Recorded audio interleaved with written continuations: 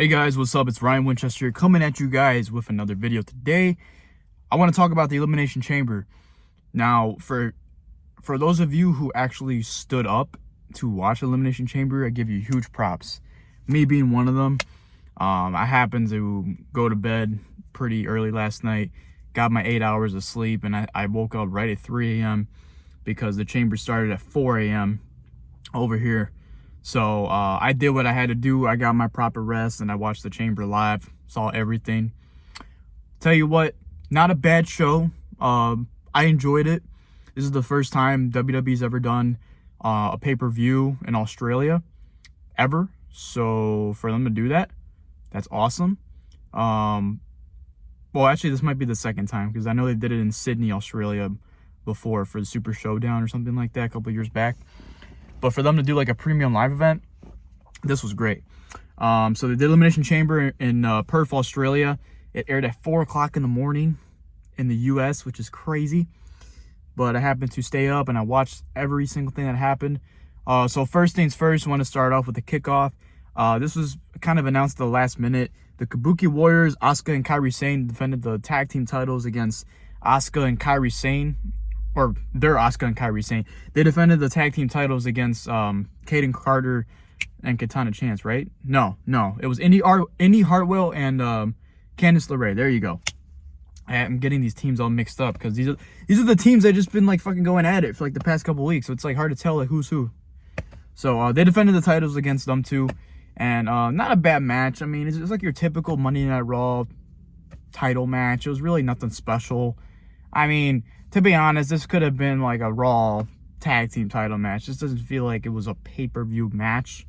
But I mean, I do at least give WWE props for putting Indy Hartwell on the show, being that she is from Australia. So they put her on the show. She lost, but I mean, she still happened to show up. So she got a really good reaction for when she came out. That was awesome to see that. I love when all the hometown crowds, they get to see their people come in. It's great, especially when they're from different countries, and also it's just awesome stuff. So the match wasn't bad, really nothing special. Like I said, it was just it's whatever. So they retain. Then you get into the main show. We kicked off with the Women's Elimination Chamber match. This was honestly my match of the night. This match kicked ass. There was a lot of cool spots in this match. All 6 women delivered. It was fantastic. So we had Liv Morgan, Raquel about to say Gonzalez. That's Triple H called her in the kickoff. Raquel Rodriguez, Becky Lynch, Tiffany Stratton, Naomi, and Bianca Belair in the Women's Elimination Chamber match. And it was just great. I loved this match. It was fantastic. You knew it was going to be a good match overall just because of the amount of women that we had in here. The fucking talent that was in this match, from newcoming star Tiffany Stratton coming to Friday Night SmackDown, Naomi coming back to WWE at the Royal Rumble, Becky Lynch involved in this whole thing with Rhea Ripley. It was just great overall, so I enjoyed it. Liv Morgan also coming back at the Royal Rumble. Fucking love her, as you can see. So that was just great. A lot of storytelling in this match, progression as well, so it was great. It seems like WWE is teasing a match between Tiffany Stratton and Bianca Belair at WrestleMania.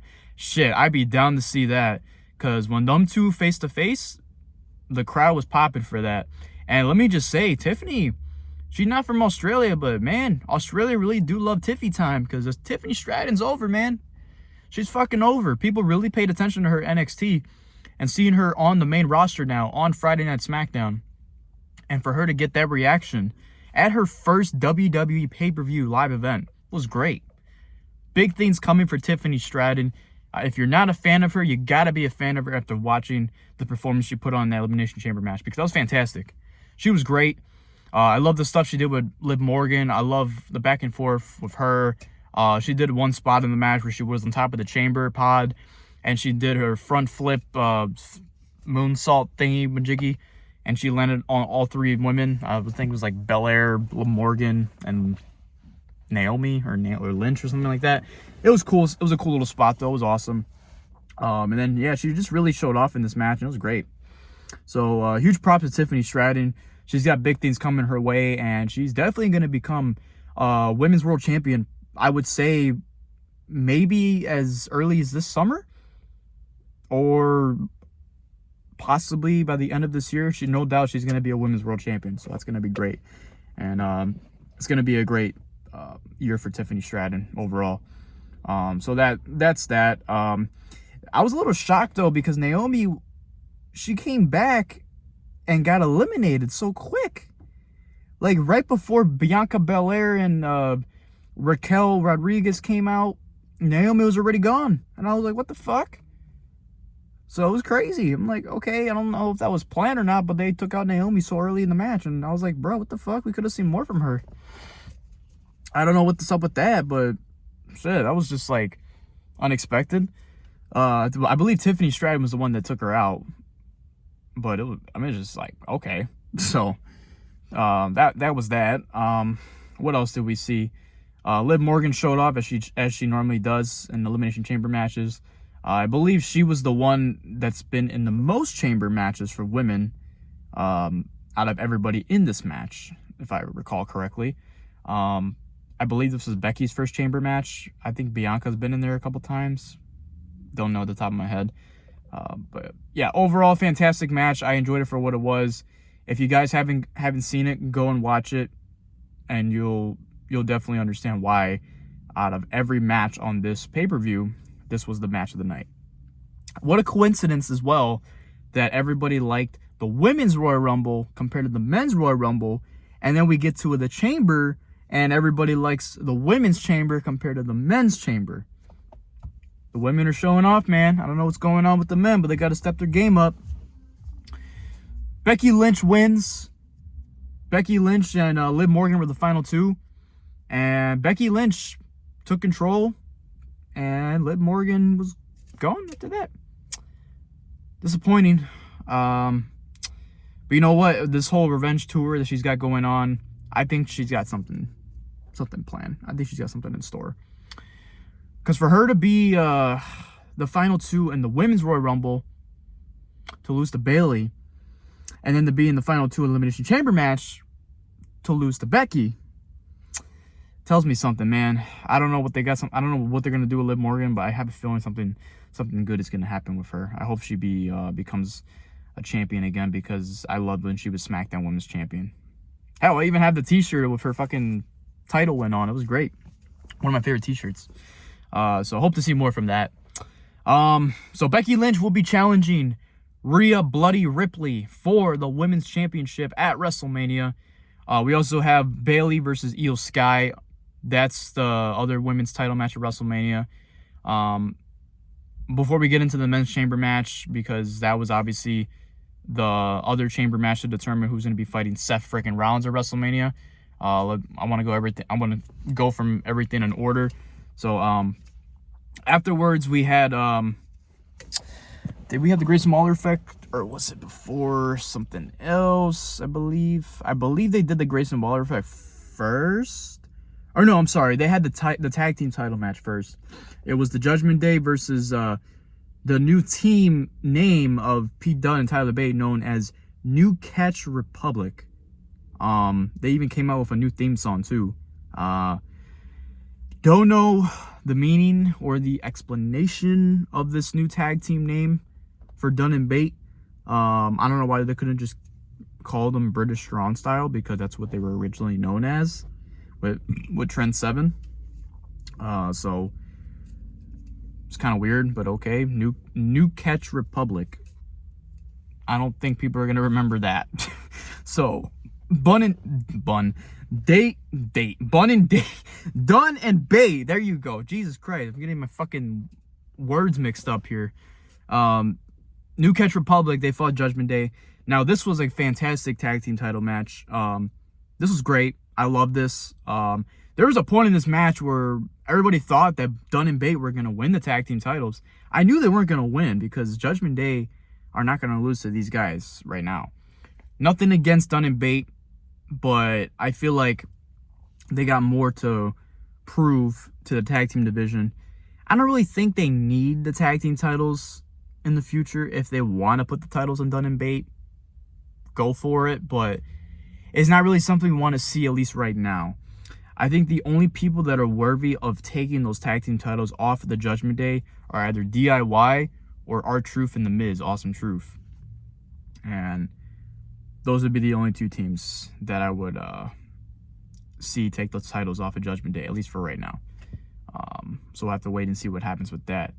Now, Grayson Waller effect. So Grayson Waller came out. Before he came out, Austin Theory was in the ring, introduced Grayson Waller, and Grayson Waller came out to his hometown reaction. It was nice to see Grayson Waller get a reaction like that. He was surprised himself because he's never got a pop like that ever since he's been in WWE, since he's been in NXT. He ain't never got a pop like that ever, so that was great. Like I said, I love seeing like hometown crowds, you know, actually like give a standing ovation, a huge like pop for their hometown heroes. So that's what they call it. So that was really cool. He even did his little shoey thing with some dude in the front row. Not sure who that was, but that was cool. So that's that. Apparently that's the thing that they do in Australia, where they drink something, like, I don't know if it's beer or if it's like fucking some type of liquor or some shit. They pour it in the shoe and they drink it out of the shoe. Kind of gross if you ask me, but okay. He even fucking did it with Rhea Ripley on the fucking press conference the day before, which was funny. But yeah, that's that. So Waller's in the ring. We already know who's going to be on the Grayson Waller effect. Cody Rhodes and Seth freaking Rollins. Out comes the World Heavyweight Champion, Seth freaking Rollins. Rollins is so fucking over, man. You want to talk about people that are over as fuck. Rollins, Cody, Jey Uso, LA Knight, Randy Orton, and CM Punk. You can even put AJ Styles in that mix if you want as well. But holy shit, man. When it comes to the top 2 or 3 superstars in WWE right now that are over as fuck, Seth Rollins and Cody Rhodes are those top 2 guys. Because holy shit, every time these guys come out, insane reaction, no matter what city they're in, what state, what country, don't matter. They get amazing fucking reactions. So the crowd saying to Rollins' theme song, as they normally do, was great. And then out comes Cody Rhodes. And Cody Rhodes, again, awesome fucking reaction for Cody Rhodes. I love the pyro that they gave him as well. Was great. Seems like that's going to be a preview of the pyro that we're going to be seeing at WrestleMania when a certain someone dethrones the tribal chief.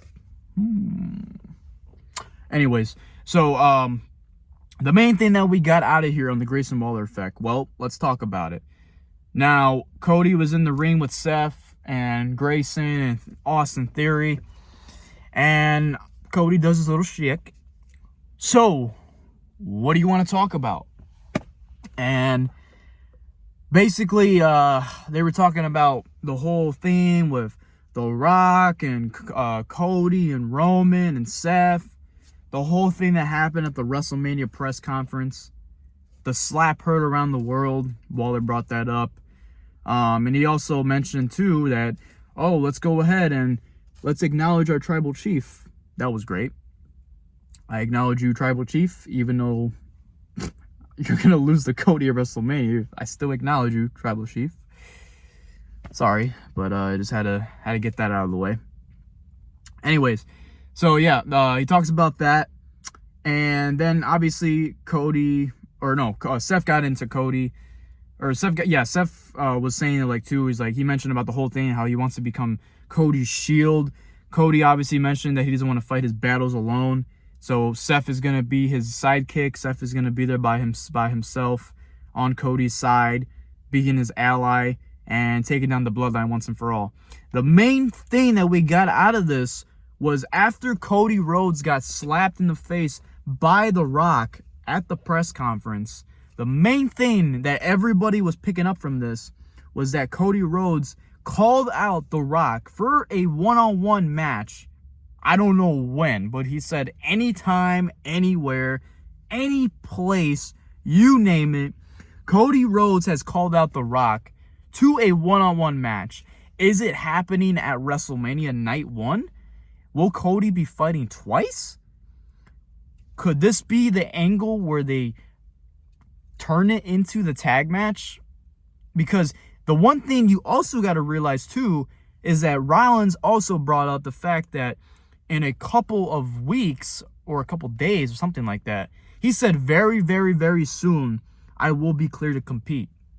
So with that being said, is that going to give you the idea in mind? Are we going to be seeing that tag team match that they supposedly teased on the WrestleMania 40 trailer? Is that why they had those four lined up together? Cody and Seth, Roman and Rock. Was that the main reason why they did that? Just so Seth can come in on the Grayson Waller effect in Australia to announce that he's almost clear to compete. He's about, I don't even know if he mentioned a percentage, but he's got to be, if he said within a couple of weeks, he's got to be around like 85, 90% cleared at this moment in time. That's something to keep in mind. Attention to detail with that. I want you guys to pay close attention to what's going to be happening next, because this is getting very, very, very interesting.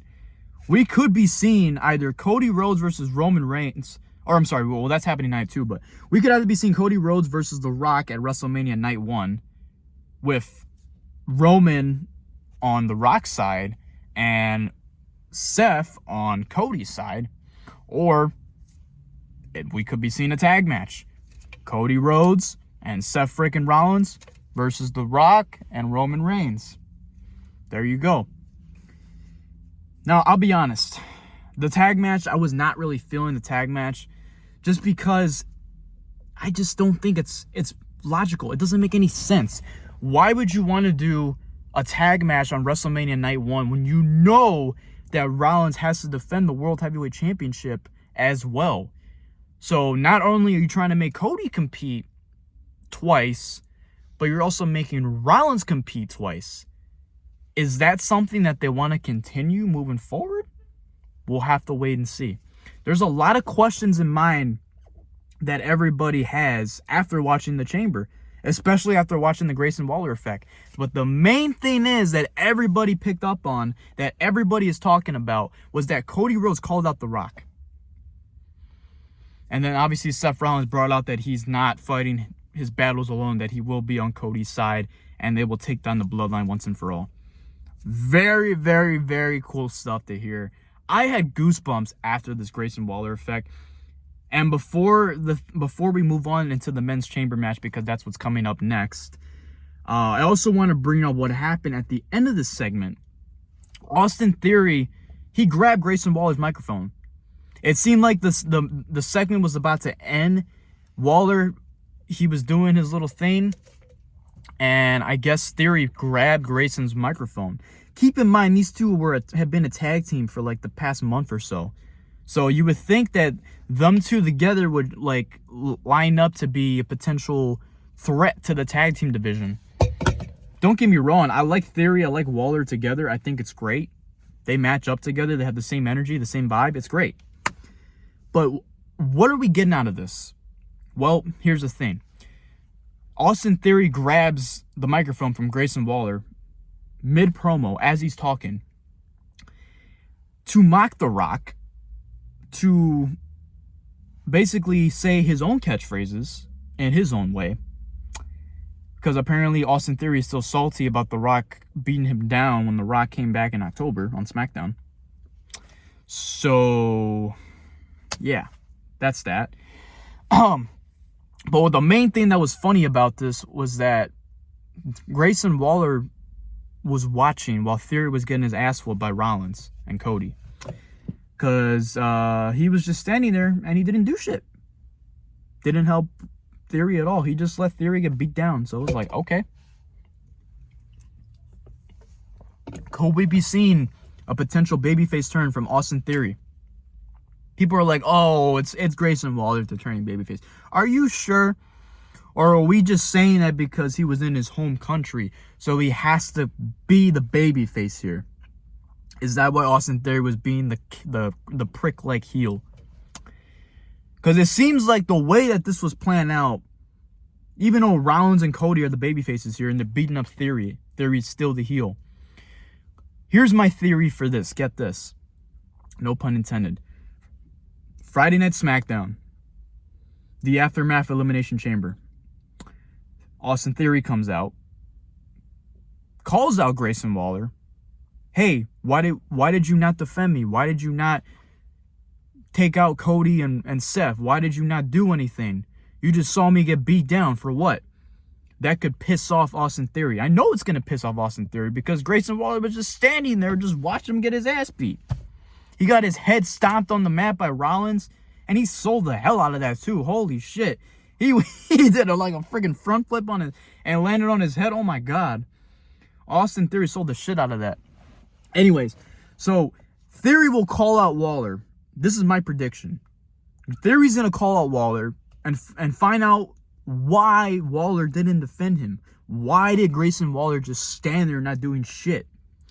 And then that's when these two will get into an argument. It will eventually lead to a confrontation. And maybe they'll start throwing hands. And at that point, boom.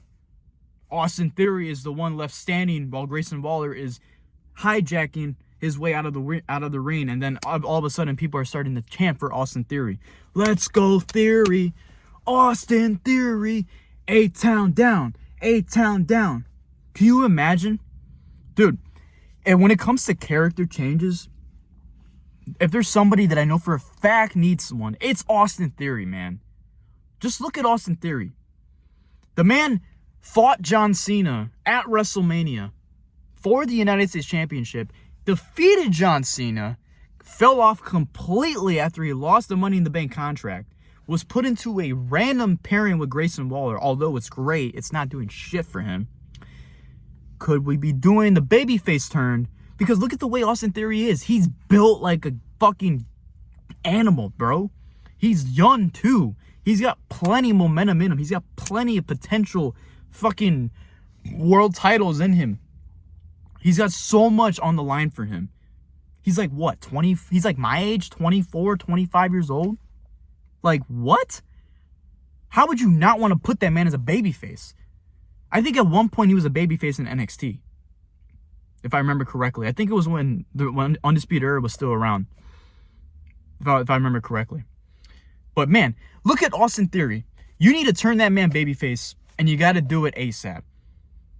If you want to fucking even book them one-on-one, you could even, you could do it at WrestleMania. You could do it on a Friday Night SmackDown. I don't care. Just turn Austin Theory babyface. Have him feud with Grayson Waller.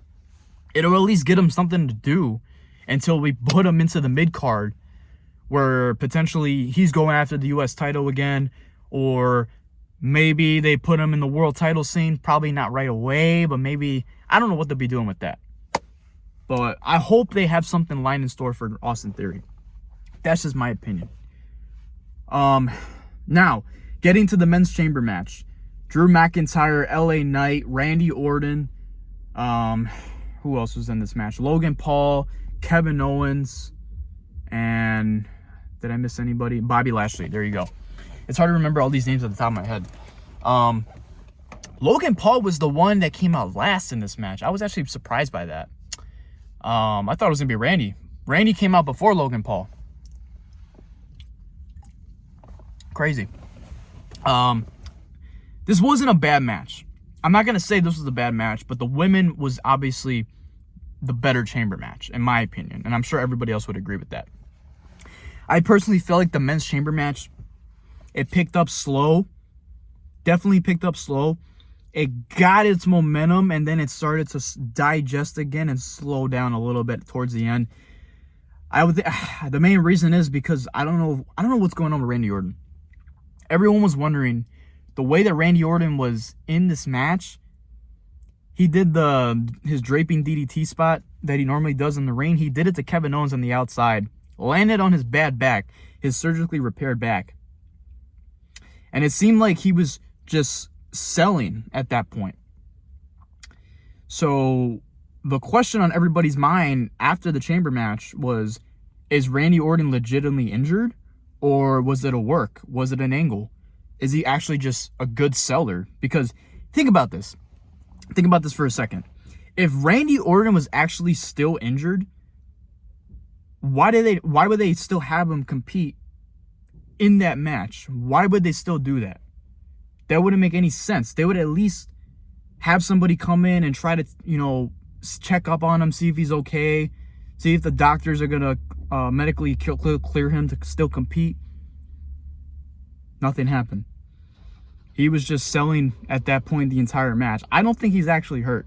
And if he is, I hope he's getting better. I hope he's fucking doing fine. I hope he's actually not going to be off of TV for a while again, because not seeing Randy Orton for almost 2 years, man, that was fucking terrible, man. I fucking missed the hell out of Randy Orton. And when this motherfucker came back at Survivor Series, standing ovation. Amazing. I loved it.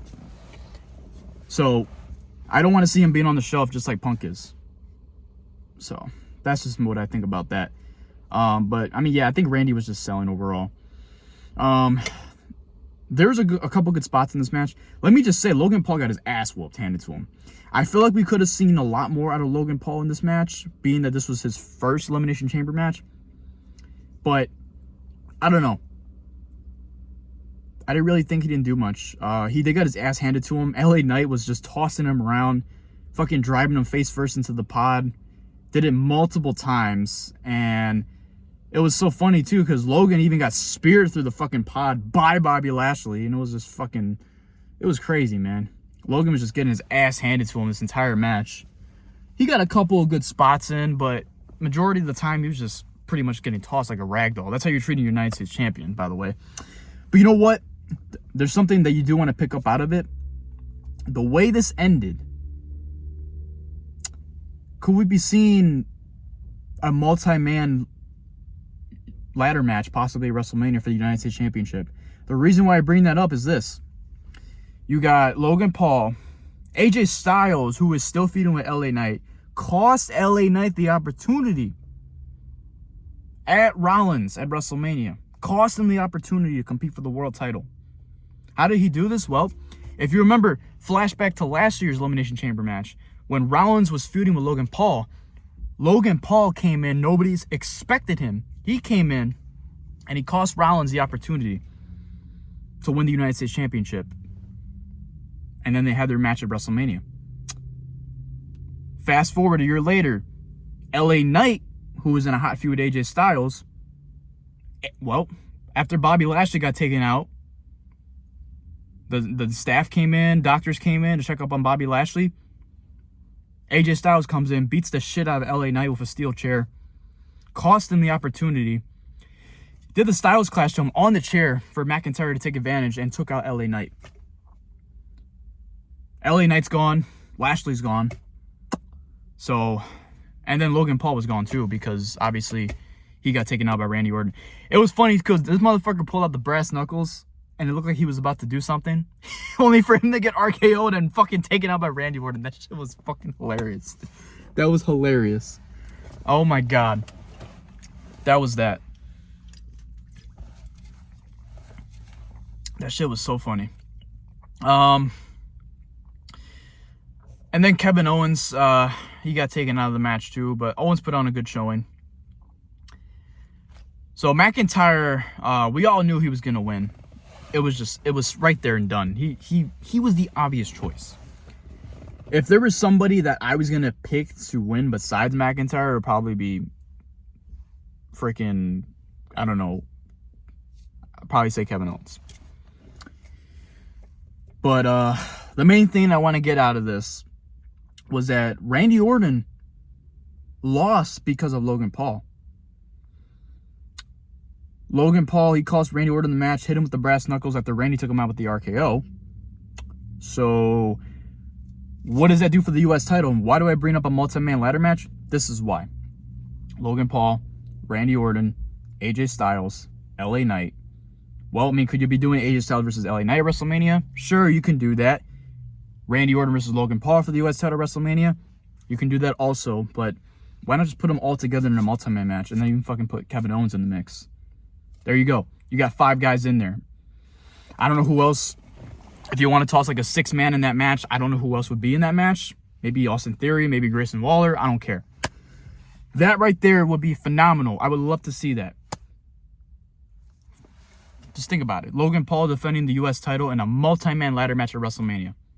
With guys like Theory, Styles, Knight, KO, Orton. I would love to see it. Let me know what you guys think about that. Drew McIntyre is heading his way to WrestleMania. McIntyre versus Rollins. It's official for WrestleMania.